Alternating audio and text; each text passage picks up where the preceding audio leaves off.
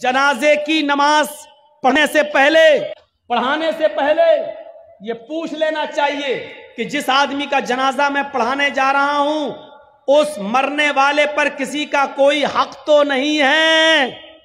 کون پوچھتا ہے؟ آپ اپنے علاقے کے ملا اور مولویوں کو بتائیے کتنے لوگ ہیں جو پوچھتے ہیں؟ اس کے بنا جنازہ ہے ہی نہیں، لیکن بتائیے کتنے لوگ پوچھتے ہیں؟ کتنی بستیوں میں جاتا ہوں، جنازہ سامنے کھڑا، پڑھا دیا، اللہ اکبر، ہو گئی نماز، پڑھا دی گئی، اٹھایا جنازہ، چلا گیا۔ لیکن جنازہ پڑھانے والے کی ذمہ داری ہے کہ میت کا جنازہ پڑھانے سے پہلے اس کے رشتہ داروں کو سامنے لا کر، اس کے بیٹے، اس کی اولاد کو سامنے لا کر پوچھے کہ مرنے والے پر کسی کا کوئی حق تو نہیں ہے، اور جنازے میں صفیں لگ جائیں تو پوری پبلک سے پوچھا جائے کیا مرنے والے کا کسی کے اوپر کوئی قرض تو نہیں تھا۔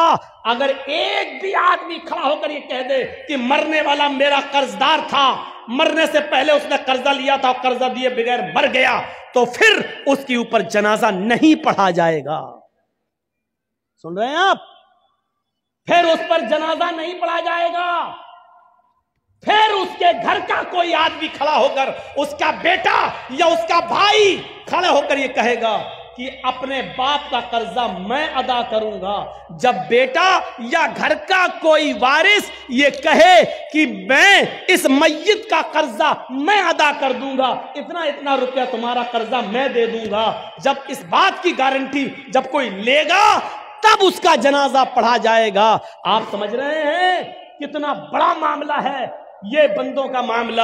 ایک آدمی مر گیا، دنیا سے چلا گیا، اس کے ساتھ اس کی نیکیوں کا دروازہ بھی بند ہو گیا، لیکن اس کے باوجود میرے بھائیو اس کا جنازہ پڑھانے سے پہلے پوچھا جائے گا کیا اس کے اوپر کسی کا قرض تو نہیں تھا، کوئی معاملہ تو نہیں تھا، اور اگر نکل گیا تو اس کا جنازہ نہیں پڑھایا جائے گا جب تک کہ اس کے رشتہ دار یہ نہ کہیں کہ اس کا قرضہ یا اس کا معاملہ میں ادا کر دوں گا۔ میرے پیارے ساتھیو، ذرا تصور کیجیے،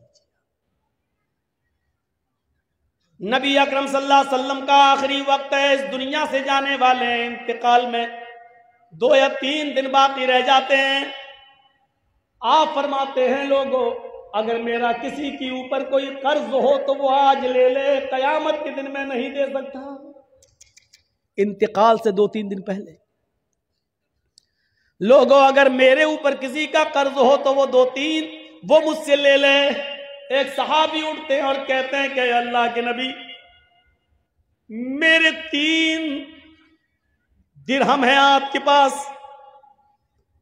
اللہ کے نبی صلی اللہ علیہ وسلم نے ایک صحابی کو حکم دیا کہ 3 درہم اس کے ادا کر دیے جائیں۔ اس صحابی نے اسی وقت ان کے 3 درہم دے دیے۔ آپ نے فرمایا لوگوں جب میری روح قبض عنصری سے پرواز ہو جائے، جب میرا انتقال ہو جائے تو میری نماز جنازہ سے پہلے پوچھ لینا کسی کا کوئی قرض تو نہیں ہے، کسی کا کوئی قرض تو نہیں ہے۔ اگر کوئی ملتا ہے تو اس کا قرض ادا کر دیا جائے، اس کے بعد میرا جنازہ پڑھایا جائے اور پھر مجھے قبرستان میں دفن کر دیا جائے۔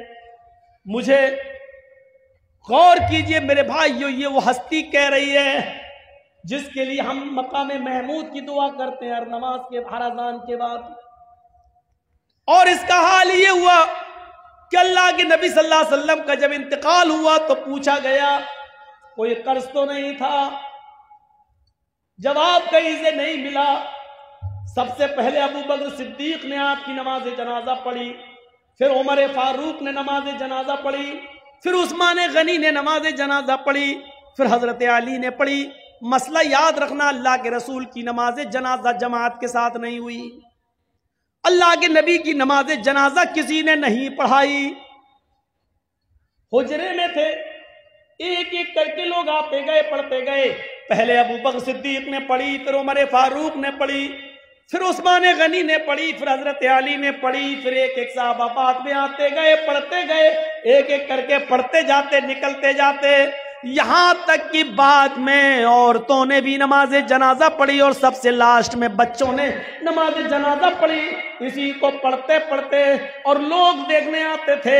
اللہ کے نبی صلی اللہ علیہ وسلم کو تقریباً آج کے موجودہ ٹائم کے لحاظ سے 32 آورز انتقال کے بعد 32 گھنٹے تک آپ کو دفنایا نہیں جا سکا.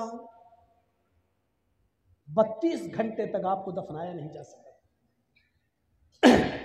اور اس کے بعد جب آپ کو دفنا دیا گیا, مٹی آپ کی ہو جاتی ہے, تو حضرت ابوبکر صدیق جب تک خلیفہ رہے اعلان کرتے رہے, لوگوں اگر نبی اکرم صلی اللہ علیہ وسلم کا قرض کسی کے اوپر ہو تو وہ مجھ سے لے لے.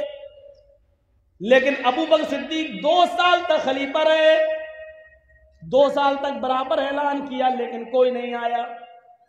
پھر حضرت عمر فاروق کا زمانہ آیا. حضرت عمر فاروق کے پورے 10 سال تک اعلان ہوتا رہا, اگر نبی اکرم کا قرض کسی کے اوپر ہو, اگر کسی نے نبی کو قرض دیا ہو اور اس کا قرض باقی ہو تو وہ عمر سے آ کر لے لے.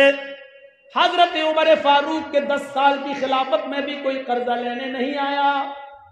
حضرت عثمان غنی کا جب زمانہ آیا تو 12 سال تک اعلان کیا جاتا رہا, اگر نبی اکرم نے کسی سے قرض لیا ہے تو وہ آ کر مجھ سے قرض لے لے, میں نبی کا قرض دینے کے لیے تیار ہوں. لیکن 12 سال تک عثمان غنی کے زمانے میں بھی کوئی قرض لینے نہیں آیا. ذرا اندازہ لگائیے کہ قرضے کا معاملہ کتنا بھیانک ہوتا ہے. اللہ کے نبی صلی اللہ علیہ وسلم اپنے انتقال سے پہلے خود اعلان کر رہے ہیں, اگر کسی کا قرض میرے اوپر ہے تو لے لے. ایک اٹھتے ہیں اور کہتے ہیں کہ میرے 3 درہم آپ نے دلوا دیے, پھر کوئی نہیں ملا. ابو بکر صدیق نے 2 سال تک اعلان کیا لیکن کوئی نہیں ملا. عمر فاروق نے 10 سال تک اعلان کیا لیکن کوئی نہیں ملا. عثمان غنی بھی کہتے رہے کہ نبی کا قرض کسی کے اوپر ہو تو مجھ سے لے لے, لیکن 12 سال تک کسی نے کوئی قرض نہیں مانگا. غور کرو کہ قرض کا معاملہ کتنا بھیانک ہوتا ہے, کیونکہ قرض دار آدمی کی روح لٹکتی رہتی ہے زمین و آسمان کے بیچ میں.